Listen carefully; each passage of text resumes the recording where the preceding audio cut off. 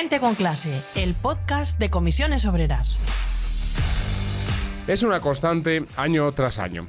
En una economía como la española, el verano es sinónimo de un boom de empleo. Un incremento de la ocupación que tradicionalmente no llega exento de fórmulas precarias, de dudosa legalidad o algunas directamente fraudulentas. Hasta el año pasado los contratos de un día de duración han sido una práctica que se disparaba en los meses del calor y la duración de los firmados durante el mes de julio, por ejemplo, alcanzaba su mínimo desde 2006 con apenas 47 días de media. Volvieron a constar denuncias de algunas situaciones que se repiten continuamente en puestos de trabajo que se generan en la temporada de estío. Trabajos del sector hostelero principalmente, pero también en la seguridad privada, en el sector de carreteras, ya sabéis, los repartidores de comida, en los que se producen fraudes contractuales en muchos puestos que se generan. Contratos de 4 o 6 horas que acaban siendo en realidad de 8 y 10, sin compensación económica ni acuerdo de ningún tipo y que repercuten, por supuesto, en las arcas del Estado por el fraude que supone la seguridad social. Descansos que no se cumplen, vulnerando la legislación laboral, sueldos ficticios, cuando la realidad es que se percibe hasta un 50% menos, y algunos fenómenos más que seguramente van a pasearse por este podcast, por este Gente con Clase. Terrazas, chiringuitos y demás atractivos turísticos. El sector servicios, predominante todo el año y especialmente creciente durante el verano, es el que más nuevos empleos genera, al igual que es el que más nuevos contratos de un día concentra. Según los datos desagregados de la EPA, el número de firmas de 24 horas del tercer sector se ha triplicado en la última década. Y por ejemplo, en el último dato antes de la pandemia, el último dato real que es homologable, digamos, el segundo trimestre de 2008 se firmaron 10.100 contratos. Y lo dicho, en 2019, el último dato antes de la pandemia, 26.800. La pregunta puede ser, y es lo que va a concentrar buena parte de la conversación de hoy, ¿qué va a ocurrir en este ejercicio con la entrada en vigor de la reforma laboral apoyada por Comisiones Obreras? Bueno, los datos de empleo son francamente positivos hasta el momento. La creación de empleo se ha acelerado en el mes de junio, con N, que cerrará previsiblemente con un incremento de afiliación a la Seguridad Social de 85.000 personas, según la estadística experimental elaborada a partir de los datos de la primera quincena, que son recientes, que se presentaron por el Ministerio de Inclusión, Seguridad Social y Migraciones. Pero a la que vamos, la calidad y garantías en los puestos de trabajo. ¿Cómo ha evolucionado en el primer mes de verano? Entre los menores de 30 años, el porcentaje de afiliados con contrato indefinido ha crecido en 26 puntos porcentuales respecto al promedio de años anteriores, pasando del 37% al 63%. Y en general, en junio, casi el 80% de los afiliados tienen un contrato indefinido, una cifra que supera en 10 puntos porcentuales lo habitual para los junios anteriores. Es decir, hemos pasado de que los afiliados indefinidos supongan 2 de cada 3 trabajadores y trabajadoras a 4 de cada 5. El caso es que hay que seguir trabajando con ahínco para erradicar dichas prácticas. Hace falta la denuncia individual o colectiva, pero a menudo nos encontramos con el miedo a perder el trabajo y a no ser contratados de nuevo. La amenaza, la coacción y el abuso son prácticas para muchas personas, principalmente gente joven, que las empresas se aprovechan de los y las trabajadoras.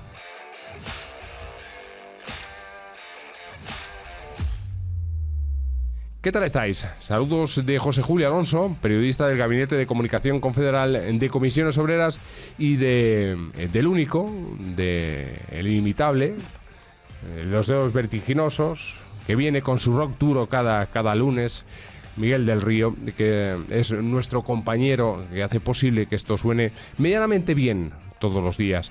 Todos los programas de Gente con Clase. Abordamos una nueva cita de este podcast preocupándonos por un problema que se encara con garantías, con reformas y con valentía. Solo puede ser así. Porque todos y todas sabemos que las condiciones de trabajo influyen de manera decisiva en la vida y la salud de las personas, pero lo que se olvida con demasiada frecuencia es que estas condiciones contribuyen de manera muy desigual por sectores y por tramos de edad. Trabajo joven sí, pero con garantías. Nos acompaña Eduardo Ruiz, que durante los últimos años ha trabajado como conserje sustituto. ¿Cómo estás? Bien, bien. ¿Cómo es eso? Complicado. ¿Complicado por qué? Porque uno tiene a menudo la sensación de que puede exagerar, de que presenta los datos, o mejor dicho, presenta la situación con profusión de datos, pero que esos datos puede que estén uno los pueda ver como, bueno, pues a mí no me ha ido tan mal. Sí, pero al final la realidad es que las garantías de esa clase de trabajos son un tanto complejas. Ajá. Nos acompaña también Rui Rodero, que ha hecho lo propio, pero en este caso como socorrista. ¿Qué tal, Rui? Hola, buenos días. Bueno, ¿tú qué dirías del trabajo ocasional o el trabajo puntual en verano? Bueno, en el caso de los socorristas, en general bastante precario, especialmente en lo que se respecta a las comunidades de vecinos que tienen piscinas. ¿Por qué? El convenio no se respeta, se hacen las horas extras, no se pagan, una parte del salario se paga en B, no hay equipo de protección individual, tenemos que asumir tareas que no son las propias de nuestra categoría, entre otras cosillas. O sea, que probablemente en la descripción del problema que traemos hoy a Gente con Clase nos hemos quedado cortos. Vale, retomamos. Nos acompaña también Adrià Junyent, responsable confederal de Juventud. Amigo, encantado de compartir de nuevo nuestro tiempo en Gente con Clase. ¿Cómo estás? Buenos días, ¿qué tal? Hay que decir que Adrià estaba mirándome, escuchando atentamente los datos y en algún momento ha torcido el gesto. Yo no sé por qué, pero se lo voy a preguntar. ¿Qué pasaba con los datos? Nada, yo creo que este verano va a ser un año importante de ver hasta qué punto alcanza el impacto de la reforma laboral. Claro, yo he dicho que era la pregunta que debería, digamos, presidir o gravitar todo el tiempo sobre este podcast. La precariedad es un monstruo con muchas cabezas y hemos intentado cortarle una, que es la temporalidad. La cultura de temporalidad en España es algo que está totalmente extendido y sobre todo que impacta de forma más contundente en la juventud trabajadora, y somos conscientes de que tendrá un gran impacto la reforma laboral en mejorar la estabilidad en el empleo, pero siempre habrá empresas que buscarán el subterfugio para seguir precarizando también con la temporalidad. Aún así, es un gran avance la reforma laboral en este sentido, y tanto la prohibición del obra y servicio, que es el contrato estrella que teníamos los jóvenes, la mitad de los contratos de obra y servicio se hacían a menores de 35 años, simplemente la eliminación de este contrato ya va a generar más estabilidad y ya va a generar que la gente pueda pensar más allá de semana vista porque se le acaba el contrato. Pensar más allá de semana vista. Es decir, cuando uno hace su agenda puede estar rellenándolo de 15 o 20 días, incluso más tiempo. Y incluso los gastos los puede organizar con mucho tiempo. Bueno, pues hay mucha gente y gente joven que empieza su vida que no puede pensar más allá de mucho más de 3, 4, una semana. 3 o 4 días o una semana. Vamos a comenzar una charla abierta en la que nos podemos incluso quitar la palabra, no repetáis demasiado, porque si no, esto se convierte en otra cosa de lo que pretende. Lo hacéis con cariño, con respeto y al género humano y todas esas cosas, sin insultaros, con las cosas vamos a hacerlas bien. Las esperanzas que usualmente tenemos en verano de encontrar un trabajo digno no son muy elevadas. Y de hecho, tengo la idea de que nos conformamos con bastante poco. ¿Quién quiera? Yo creo que es un hecho también, y hablo también por experiencia personal, Sí. que es una cuestión de necesidad, ¿no? Al final, durante el resto del año, muchos de estos jóvenes, pues, en gran parte dedican su tiempo a otra cosa. En mi caso, pues, era estudiar y tenía la necesidad básica de poder pagarme esos estudios. Sin acceder a esos puestos de trabajo, fueran las condiciones que fueran, era totalmente imposible plantearme estudiar. Rui, ¿qué opinas? Sí, pues completamente de acuerdo. Además, en el caso de los socorristas, que la mayoría somos gente joven y es en muchos casos el primer empleo que tenemos, y que luego en España tampoco hay mucha cultura de conocer los derechos, pues nos lleva a coger lo primero que tenemos y a aceptar lo que hay. Yo pregunto, quien quiera recoge el guante. ¿Qué tiene inoculado esta sociedad para que estas cosas sigan presentes y a tanta resistencia a los cambios en una sociedad se supone abierta, democrática, moderna, inclusiva? ¿Qué está pasando? Yo creo que se ha instaurado desde hace ya no 10, ni 20, ni 30 años, sino hace 40 años, que la juventud tiene que pasar por una mili laboral, en el que se acepta socialmente que tú con 20, 25, 30, cada vez sube más la edad de juventud, 35, tienes que tener una experiencia laboral, hablando claro, de mierda, en el que estés precario, en el que tengas contratos temporales, sueldos irrisorios, tengas que hacer 1, 2, 3, 4, 5 años de prácticas con remuneración o muy poca, o sin. Y en ese sentido se ha instaurado esa idea y es una idea que tenemos que combatir. La gente joven no puede tener peores condiciones, no puede haber dobles escalas salariales y no puede estar condenada a la precariedad, porque luego también queremos que esa gente pues cotice a la seguridad social para pagar las pensiones, una cosa muy necesaria. A menos precariedad de la juventud, más se va a llenar la hucha de las pensiones. Por otro lado, también queremos que como sociedad pues tengamos unos índices de natalidad pues buenos, pero si hay una precariedad absoluta por parte de la juventud trabajadora, ¿cómo vamos a plantearnos siquiera la pregunta de ser padres o madres, ¿no? Y un montón de cosas más que nos hacen pues que condenan a la juventud a una situación terrible y que parece que ya nos hemos hasta acostumbrado y que ya nos pinchan y no duele. Es acojonante porque estamos hablando de personas jóvenes, vosotras y vosotros.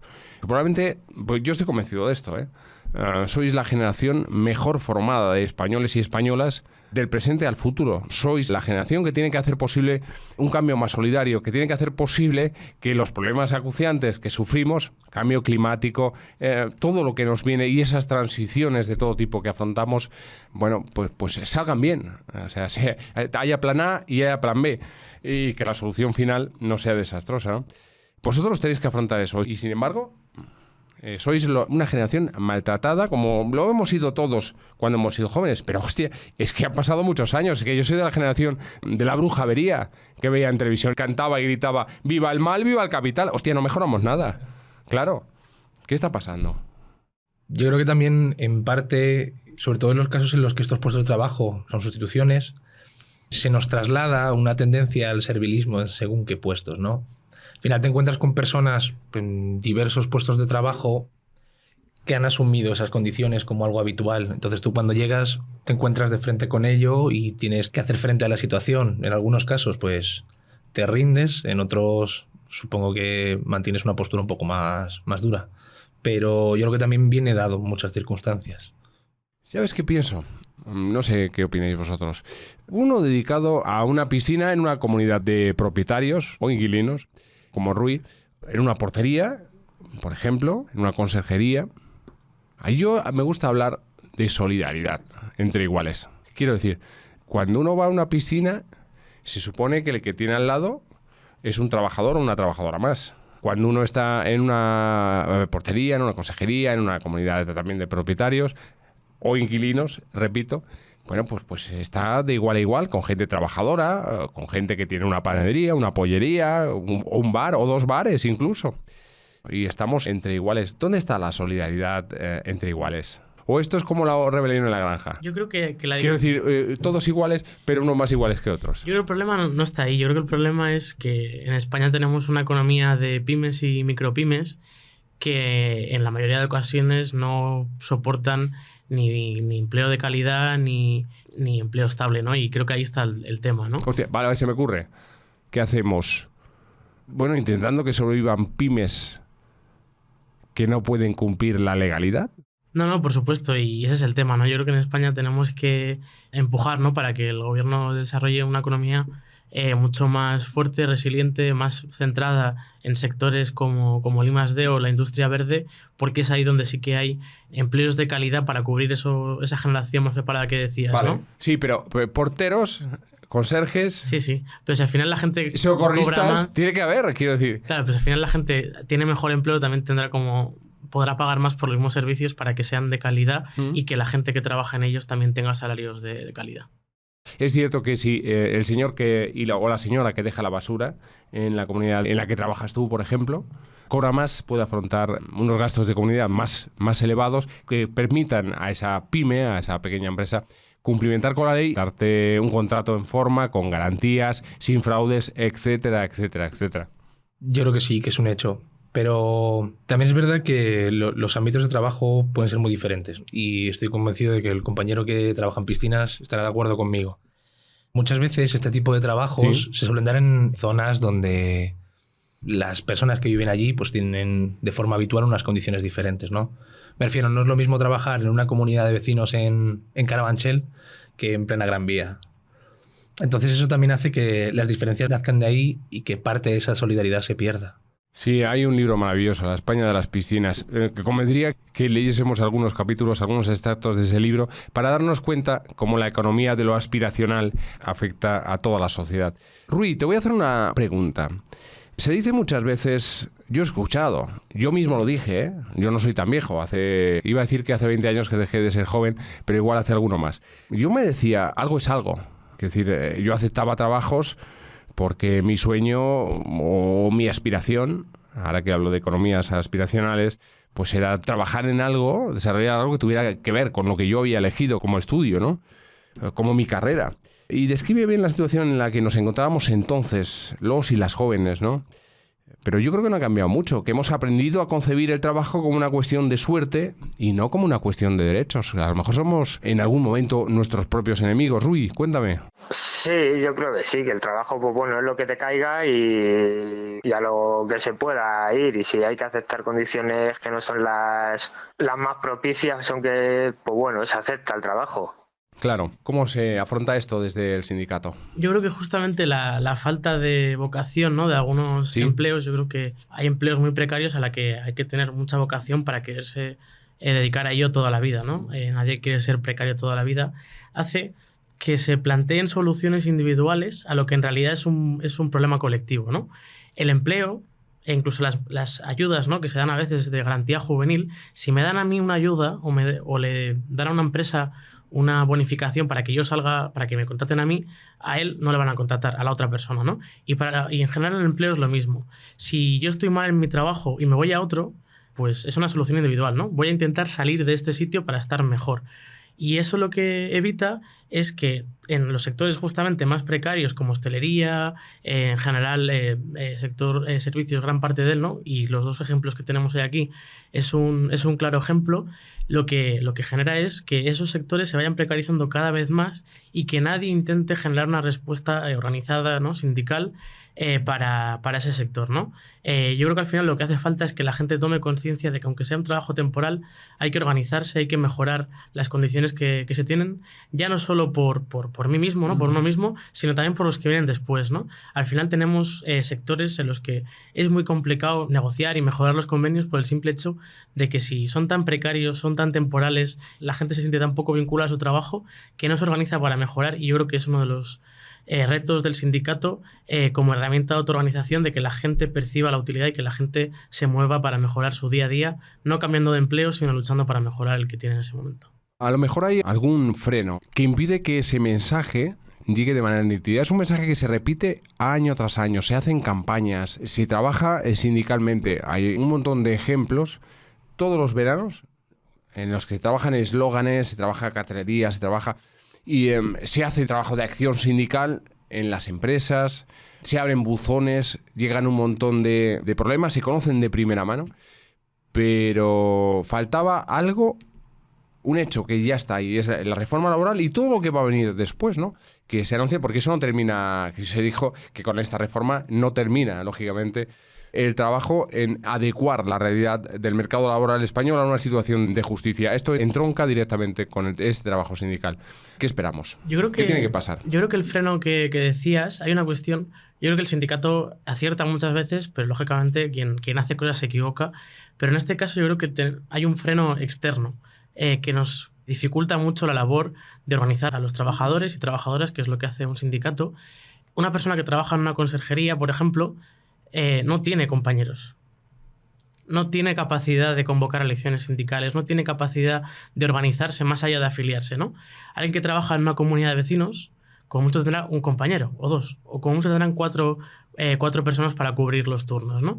Allí, en lo que nosotros desde la juventud llamamos las periferias laborales y sindicales, ya no es que el sindicato sea una herramienta poco útil porque le faltan herramientas, sino que el tema es que la propia legislación, ¿no?, de elecciones sindicales genera una dificultad para que esa gente pueda organizarse, porque es en base a lo que gira, ¿no?, esa el sistema. fragmentación. Claro.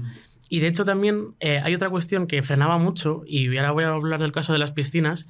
Las piscinas es una actividad estacional, las de verano, ¿no?, sobre todo. La eliminación del horario de servicio y sustitución por el fijo discontinuo, si se usa bien, que tenemos que vigilar desde comisiones obreras que se use bien, lo que va a generar, o lo que debería generar, es una relación laboral más estable en el tiempo. Es decir, yo antes sabía que el 1 de junio entraba a la piscina con horario de servicio y se me acababa el 31 de agosto, ¿no?, por poner un ejemplo. Y ahí se acababa la relación laboral. Y esperaba, me tenía que portar bien para que el año que viene me volviesen a llamar. ¿Y cuando dices portar bien? Pues no pedir quizá que se cumpla el convenio, no pedir quizá los EPIs necesarios para estar en ese ambiente, ¿no? En cambio, con el fijo discontinuo se abre una oportunidad muy importante, que es que yo voy a ser fijo, pero voy a trabajar esos 2-3 meses en verano. Y eso parece que no, pero saber que si a ti no te contratan el año que viene, te tienen que despedir y que vas aumentando la antigüedad, es un cambio. Porque primero, en los casos de empresas que sean de más de 6 trabajadores, permite hacer elecciones sindicales, porque con obras y servicios de 3 meses nunca llegas a la antigüedad necesaria. Y luego eso fomenta la organización de los trabajadores y trabajadoras, pero luego también te da más estabilidad de saber que yo el verano que viene o me cogen o me echan y me pagan un despido improcedente que es el doble de lo que había con el obra y servicio. Yo creo que es un avance que tiene que ir, o sea, tienen que mejorar las condiciones de vida de esta gente, pero también tenemos que coger el impulso desde comisiones y mejorar también la organización de los trabajadores en estos sectores. Igual hay que desterrar la idea de que elegir un trabajo es un privilegio. Es que a lo mejor es un derecho.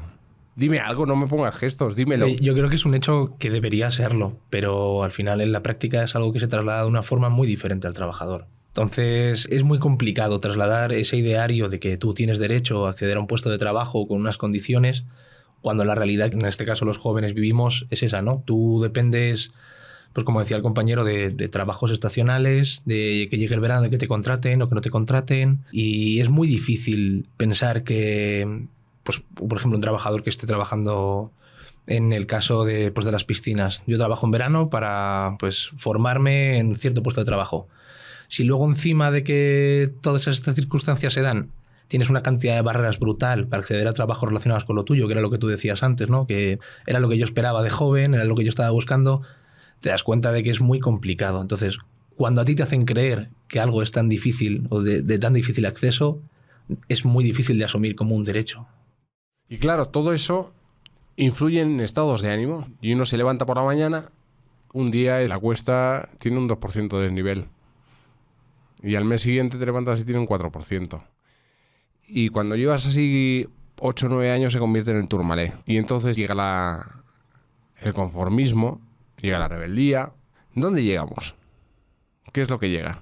Yo creo que sobre todo un impacto en la salud mental, ¿no? O sea, vivir de precario, tanto a nivel de salario, estabilidad, tiene un fuerte impacto en la salud mental que tiene alguien, ¿no? El no poder, lo que decíamos al principio, no poder planificar, pero incluso no poder tener momentos de ocio. Hay gente en este país, no ahora, sino desde que existe este país, que no se puede ir de vacaciones, porque no tiene dinero, que no puede ir a tomar algo. Yo creo que a veces en determinados círculos pensamos poco en esa gente. Hay gente que tiene que pedir créditos para irse a la playa una semana, ¿no? Yo creo que tenemos que ser conscientes de que, o sea, la mitad de la población española cobra el SMI por debajo. Son datos que son impactantes, ¿no? Y que es una cuestión que tenemos que salir de nuestras burbujas y tenemos que analizar, ¿no? Y tenemos que pelear justamente por seguir subiendo el SMI y por seguir subiendo los salarios que encontramos en los convenios, ¿no? En España tenemos a mucha gente que, siendo pobre o estando justo por encima de ese umbral, se pasa así su vida, y es una cuestión que solo con la organización y con los sindicatos como comisiones obreras podemos mejorarla, ¿no? Yo creo que al final hay que salir de la apatía que genera esa situación y tenemos que ser capaces de llegar a esa gente para organizarlas y cambiarlo. Has introducido algo al final que me parece nuclear. Juventud, SMI y toda la cantidad, los miles de trabajadores y trabajadoras, de chicas y chicos que están cobrando salario mínimo interprofesional en sectores como los que estamos retratando, reflejando en este podcast.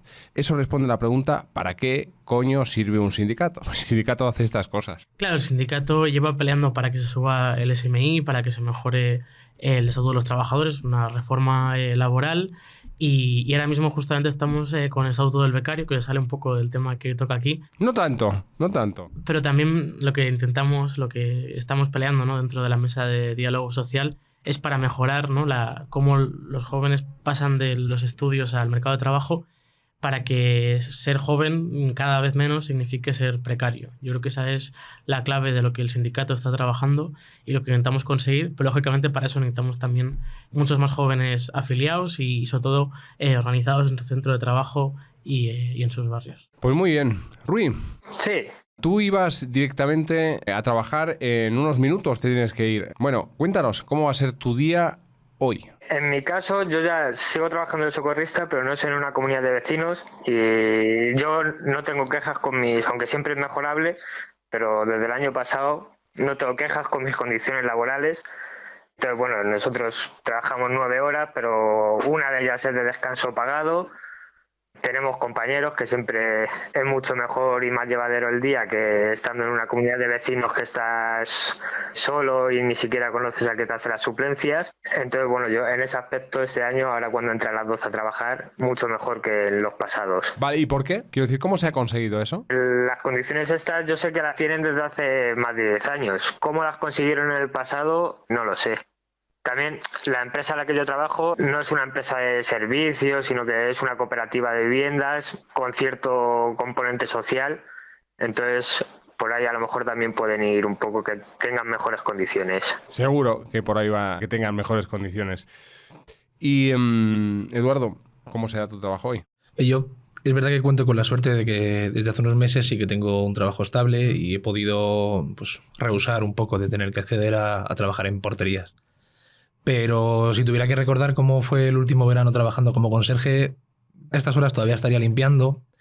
Y algo que me gustaría destacar, que es algo que has mencionado tú antes, es cómo te levantas por las mañanas. Yo me acuerdo que, además en trabajos con turnos partidos, donde al final en la práctica echas el día entero, tú te levantas triste, te levantas mosqueado, ¿no? Porque sabes que tu día exclusivamente se va a dedicar a eso. Vas a entrar a las 9 de la mañana, te vas a ir a mediodía, vas a estar 3-4 horas esperando para llegar por la tarde y salir a las 9 de la noche. Con unas condiciones y unos salarios que no te van a permitir llevar a cabo una vida social, un ocio. Entonces, toda tu semana es triste porque te dedicas exclusivamente a ese puesto de trabajo. Adrià y un placer, como siempre. Igualmente. Eduardo, muchas gracias. Por eso estamos. Rui, un abrazo y que vaya bien. Igualmente, muchas gracias. A todos, a todas, por favor, cuidaos mucho. Cuidaos mucho.